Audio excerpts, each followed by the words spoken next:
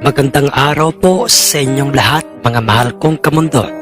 Sa lahat po ng mga hindi nag-escape ng ads, sa mga nag-like, sa mga nag-comment, at nag-share ng ating kwentong ito. Maraming salamat po sa inyo. Mga mahal kong kamundo, narito na po ang pagpapatuloy ng ating kwentong ito. Wala akong ni isa mang pinaniniwalaan sa lahat ng mga sinasabi nyo, Mang Kano. Basta't ang pagkakaalam ko'y isa siyang walang kwenta at walang pinag-aralang ama, Mangmang, at ikinahihiya ko't hindi ko siya kinikilalang ama. Ang may diing pagkakasabi ni Leon, Inaitay, ngunit, talaga ba, Leon? Baka naman ay pagsisihan mong lahat. Ang mga sinasabi mong yan, isa lang ang masasabi ko sa iyo, at yun ay masyadong napakababaw ng dahilan mo upang lapastanganin mo ang iyong ama. Leon, huwag sanang mangyari sa iyo o maging sa inyong lahat na mga anak ni Tatang Birhil at Nanang Pansita ang kasabihang nasa huli ang pagsisisi. Napaismid si Leon sa mga katotohanang mga sinabing yun sa kanya ni Itay. Kasunod ay taas noon itong inayang umalis na sa aming tahanan ang kanyang buteteng among si Mr. Robles. At nang ang mga ito'y makalayo na't nawala na sa aming mga paningin, ay nagsalita sa nooy lumuluhang si Lolo Birhil, si Itay Kano, ng mga katagang, "Lakasan mo lang, Tatang Birhil, ang iyong kalooban, dahil naniniwala akong darating ang tamang panahong matatauhan rin si Leon at ang iba niyo pang mga anak." Ang sabi ni Itay kay Lolo Birhil, mahinang nagpasalamat naman sa kanya ang matanda. Kasunod ay ipinagpatuloy na nga nila ang kanilang naudlot na mga masasayang inuman. Pinilit nilang lahat na libangin si Lolo Birhil sa paraang puro mga katatawanan ang mga kwentong ikinikwento sa inuman ng dalawang sinamang Clarito at Mang Octavo. Samantalang si Leon sa mismong mansyon ng kanyang amoy, makikita itong nakatayo at may hawak na basong may mamahaling alak at ang kanyang mga matay nakatingin sa kawalan, banaag ng pinaghalong kalungkutan, galit at pagkalito ang kanyang puso't isipan. Hindi man niya aminin sa kanyang sarili, subalit masyado talaga siyang tinamaan sa mga katotohanang sinabi sa kanya nila Itay patungkol sa kanya at sa kanyang amang si Lolo Birhil. Ilang sandali pa'y sumulpot sa kanyang likuran ang may hawak ring basong may lamang mamahaling alak na si Mr. Robles at sinabi nito sa kanyang, "Para yatang napapansin kong masyado kang tahimik, Leon. Magmula nang makaharap mo't makausap ng personal kanina si Kano at ang kanyang mga kaibigan. Leon, huwag mong sabihing pinaniniwalaan mo ang lahat ng kanilang mga sinasabi, Leon. Alam mo ba kung ano ang totoo? Kung bakit nila sinasabi sa iyo ang mga katagang yon kanina? Patungkol sa iyo at sa iyong ama. Dahil Leon, ginugulo ka lang nila.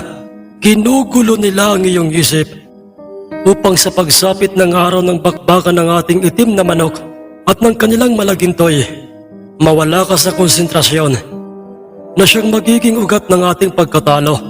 Tandaan mo ito, Leon. Hindi sila totoong nagmamalasakit sa iyo, kundi ginugulo lang nila ang iyong isip."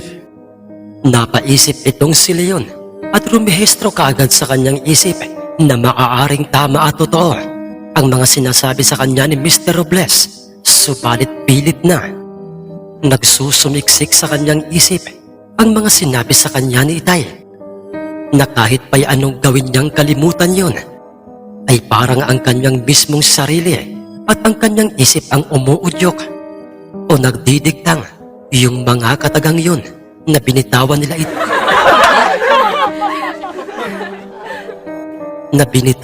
Itay ay yun ang kanyang sundin at pakinggan dahil sa yun ang totoo. Boss, hindi si Mang Kano at mas lalong hindi ang mangmang kong amang si Birhilio ang iniisip ko. Ang iniisip ko ngayon, kundi ang magaganap na bakbakan ng ating itim na panabong at ng malagintong panabong nila Mang Kano, ang pagsisinungaling ni Leon sa kanyang amo Ngunit masyado siyang nagtataka sa kanyang sarili at ng kanyang binitawang mga katagang yun dahil nakakaramdam siya ng kaunting habag at kurot sa kanyang damdamin para sa kanyang amang si Lolo Virgil. Mabuti naman kung ganoon, Leon. Alalahanin mo, Leon, hindi mahalaga sa akin ang halaga ng perang ipupusta ko sa ating itim na panabong. Dahil ang mahalaga lamang sa akin ay ang matalo ng ating panabong ang malagintong panabong ni Kano at ang mapahiya silang lahat sa harapan ng maraming mga tao. At alam kong ikaw lamang ang makakagawa noon para sa ating itim na manok, Leon. Malaki ang tiwala ko sa iyong kakayahan bilang isang magtatari. Kaya naman ay sana, Leon, wag na wag mo akong bibiguin at ipapahiya sa kanila. Ang nooy may laman at makahulog ang pagkakasabi ni Mr. Robles kay Leon. Makakaasa ka, boss. Dahil gagawin ko ang lahat. Wag lang mawala sa akin ang iyong malaking tiwala sa aking kakayahan sa larangan ng pagkakarga ng tari. Ang sabi sa kanya ni Leon. At pagkatapos nooy, magkaharap silang mag-aamong nag-inuman sa loob ng salang mansyon ni Mr. Robles. Samantalang isang lalaking nakasakay sa kanyang minamanihong pulang kabayo ang makikitang papalapit na sa tahanan ng isang sabungerong negosyanteng nagngangalang si Mang Faustino Monsignor. At ang lalaking yon na nakakabayong yon ay isa sa kanyang mga tauhang inutusan niyang magmanman sa bawat magiging laban ni Malaginto. At nang huminto ang kanyang sinasakyang kabayo, sa mismong harapan ng nooy nakatayong mayamang si Monsignor ay nagwika itong, Wala pa rin kopas, boss. Wala pa rin ipinagbago. Sa halip ay habang tumatagal ay mas lalo pang nagiging nakakamangha kung makipagpakpakan ng malagintong panabong ni Kano. Paroon ba, Pugoy? Hayaan mo't darating rin ang tamang panahong makakaharap ng malagintong panabong ni Kano. Ang ating isang gold o malagintong panabong. Sa ngayon ipagpatuloy mo lang muna ang pagmamanman sa lahat ng mga magiging laban ng kanilang malaginto. ang sabi ni Monsignor sa kanyang naatasang tauhan. Masusunod po, boss. Nga pala, ngayong darating na linggo ay maaaring ang panabong ng isang sabongerong mayamang si Mr. Robles ang susunod na makakabangga ng malagintong panabong nila Kano. Paano at bakit mo nasabi yon? Ang nagtatakang pabalik tanong ni Monsignor sa kanyang tauhan. Dahil, boss, nang minsang minamatyagan ko ang mga nagiinumang grupo nila Kano, ay nakita kong binisita sila ni Mr. Robles at kasama nito ang isang magtataring si Leon.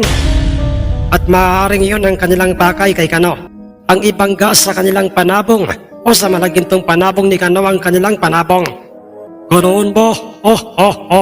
Sila yon? Ang patikang magtatari? Matalino't mautak talaga si Mr. Robles dahil naisip niyang sila yon ang kanyang kuning magtatari at natitiyak kung may masama siyang pinabalak sa malagintong panabong ni Kano. Sa oras na mabigo o matalo ni Malaginto ang kanilang panabong dahil tuso yang sabongerong si Robles. Dagdag pang sabi ni Monsignor. Kaibigan, nasaan ako? Puno, narito ako sa matandang punong nasa mismong tapata ng aming mahiwagang bukal. At ang boses na nagsasalita at naririnig ko ay parang nagmumula sa mismong katawan ng puno. Kaibigan Kano, Makinig kang mabuti. Isang kapalarang nakatadhana na sa isang nilalang at hindi kayang pigilan ng sino man ang mangyayari't susubok sa inyong katatagan. Kaibigan, hindi kita maunawaan. Ano bang nais mong ipahiwatig? Makinig ka, kaibigan. Nasa loob ka ngayon ng isang malalim na panaginip. Ito lang ang tanging paraan upang ikaw at kaming lahat na iyong mga kaibigan ay makausap ka. Kaibigan, isa sa mga kaibigan mo ay ang magpapaalam sa inyo. Ang sabi ng isa sa mga kaibigang engkanto ni Tay sa kanyang panaginip. Subalit ng akma na sana niyang itatanong sa kanya kung sino sa kanyang mga kaibigan ang kanyang tinutukoy ay nabigo si Itay. Dahil sa ito'y hindi na gumanti ng sagot sa kanya hanggang sa si Itay ay magising mula sa kanyang malalim na pagkakatulog. Panaginip. Isang totoong panaginip. Subalit sino? Sino ang kaibigan kong binabanggit ng isa sa aking mga kaibigang engkanto? Naging palaisipan kay Itay kung sino sa kanyang mga kaibigan ang mawawala o mamamatay. Dahil batid na ni Itay na yun ang ibig sabihin sa kanya ng kanyang kaibigang engkanto, hanggang sa kusa na lamang na pumasok sa isip ni Itay ang isa sa kanyang kaibigang. Si Tatang Birhil, hindi kaya siya ang tinutukoy ng aking kaibigang mabuting engkanto? Dahil siya lamang ang may mabigat na suliraning kinakaharap sa aming lahat. Pero, paano? Sa papaanong paraan? Diyos ko, huwag niyo naman sanang pahintulutang ni isa man po sa aking mga kaibigan ang mawala. Ang samo ni Itay ng gabing yon, hindi na muli pang nakatulog si Itay dahil sa siya'y hindi na dinalaw pang muli ng antok. At ng umagang yon ay ang araw na ng linggo, ang naka-schedule na araw ng magiging banggaan ni Malaginto at ng sinasabing itim na manok. At kagaya ng inaasahay, isa-isa nang nagsipagsulputan sa labas ng aming nakasaradong bakuran ang mga kaibigan ni Itay. Ngunit si Lolo Birhil ay nooy kasalukuyang makikitang nakatayot nakatingala sa isang matandang itim na punong pinagmulan ng kanyang tungkod. Hawak ng nooy malungkot at matamlay na si Lolo Birhil ang kanyang itim na tungkod na kanyang pag-aaring birtud. At marahan niyang sinabi o kinausap ang matandang punong, Aking kaibigang engkanto, maraming salamat sa iyo. Nagpapasalamat ako sa iyo dahil magmula nang mapa sa akin o ibinigay mo sa akin ang tungkod na ito na isang kabahagi ng iyong mga sangay. Makailang beses na ako nitong inilayo sa anumang mga sakuna, mabibigat na karamdaman, at ganoon din ang aking asawang si Pansita. Hindi man kami yumaman na katulad ng ibang piniyayaan ng birtud. Pero ang mabigyan ng pagkakataong magkaroon ng birtud ay sapat na at mahalaga sa akin. Kaibigan, matagal kitang inalagaan at iningatan. Makailang beses mo akong tinulungan. Pero meron pa ring higit na mas makapangyarihan sa ating lahat. At siya lang ang makakapagdesisyon sa kung ano ang ating magiging kapalaran o kung hanggang kailan lang tayo tatagal sa mundong ito. Paalam, kaibigan. hindi man nakakapagsalita ang matandang punong nasa kanyang harapan upang sumang-ayon sa kanyang mga katotohanang mga sinasabing yun. Pero ang biglaang pagsulpot ng ihip ng hangin sa paligid at ang pagtama noon sa mga sanga at dahon ng punoy nagpaparamdam ng pagsang-ayon kay Lolo Birhil. Sa lahat ng mga kaibigan ni Itay ay si Lolo Birhil lang ang kahuli-hulihang sumulpot, dahilan upang, "Ayos ka lamang ba, paring Birhil?" Ang mahina't punong-puno ng awang sabi o tanong ni Lolo Pedro kay Lolo Birhil, dahil ang katotohanan ay maging si Lolo Pedro ay nagkaroon din ng panaginip patungkol kay Lolo Birhil. Mga pagtangis, mga panaghoy at mga pagluha ng lahat ng kanyang mga kaibigan ang kanyang nakita at narinig sa kanyang panaginip. Subalit dahil nga sa itong si Lolo Pedro ay sumasampalataya sa Diyos na makapangyarihan sa lahat, kung kaya't sinabi niya sa kanyang sariling, Paring Birhil, kung ikaw man ang katunayan o ibig sabihin ng aking panaginip, ay kinakailangan namin itong tanggapin na kahit pa'y mahirap at masakit ito para sa amin na iyong mga kaibigan. Ang sabi ni Lolo Pedro sa kanyang sarili na para bang nahuhulaan na nga niya ang mangyayari sa araw na yon. Oo, paring Pedro. Ayos lang ako. Ang matipid na sagot sa kanya ni Lolo Virgil, samantalang si Itay ay makikitang seryosong nakatingin sa kinatatayuan ni Lolo Virgil at panaag ng labis ng kalungkutan ang kanyang hitsura. Para sa kanyang kaibigang si Lolo Virgil na katulad ng mababanaag sa hitsura ni Lolo Pedro. At pagkatapos na silang lahat ay makumpleto na sa loob ng aming pakuray, ay nagpasya na nga itong sitay na silang lahat ay pumaroon ng sabungan. Samantalang ang mag-aamong si Mr. Robles at Leon ay nooy kasalukuyan ang naghihintay sa aming mismong sabungan. Hindi naglaoy, narating na nga nila Itay ang pinaroroonan ng aming sabungan at dooy hinarap kaagad si Itay ng mag-among si Mr. Robles at Leon at sinabi kay Itay ni Mr. Robles ang mga katagang. Maraming salamat sa iyo, Teresa de la Riva. Dahil hindi mo ako binigo sa mismong araw na ito. At papaano, maaari na ba nating umpisa ang pagpanggain ng ating mga panabong?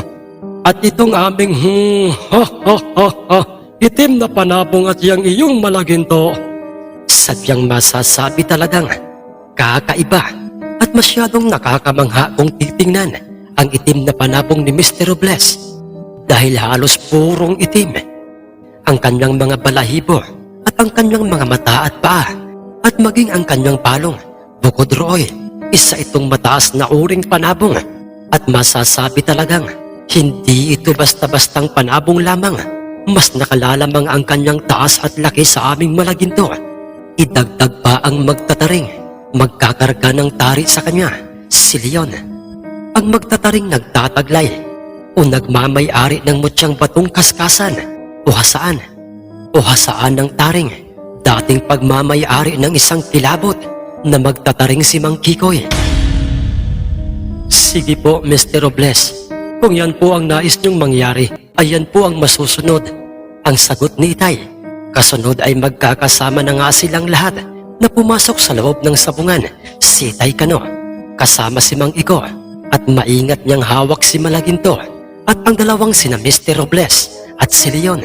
Naging panaag ng kasabikan ang lahat ng mga taong nasa paligid ng sabungan nang makita nilang lahat na nasa loob na ng sabungan sila Itay. At dooy, pinakargahan kaagad ng tari ng sentensyador ng sabungan ang dalawang mga panabong. Hinipan muna ni Leon ang kanyang matalas na tari bago niya ito marahang ikinarga sa mismong paanan ng kanilang itim na panabong. Hanggang sa ito'y matagumpay na nga niyang pulidong naikabit ang tari sa kanilang panabong. At ganoon din si Mang Iko, maayos niyang naikabit sa paanan ni Malaginto ang kanyang kumikislap sa talim na tari. Naging abala na ang Kristo para sa mga perang pusta hanggang sa hindi maglaoy, tuluyan na ngang nakompleto ang lahat ng mga perang pusta at do'y nagpasya na nga itong Kristo at sentensyador ng sabungan na pagharapin na sina Itay at Mr. Robles. Sa mismong gitnang bahagi ng sabungan, dala ang kani-kanyang mga pag-aaring mga panabong.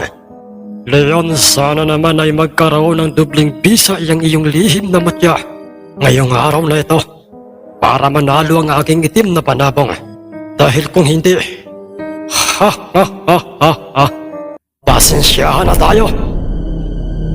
Ang sabi ni Mr. Robles sa kanyang sarili habang seryoso at makahulugan niyang tinitingnan ang kabuuan ng pagkatao ng Noy nakatayo sa gilid ng sabungang si Leon at para bang may nilalaman o may namumuong masamang plano sa kanyang isip para kay Leon. Muli po mga mahal naming kamundo, maraming salamat po sa inyong ginawang pag-comment, pag-like at pag-share sa ating mga nakaraang upload.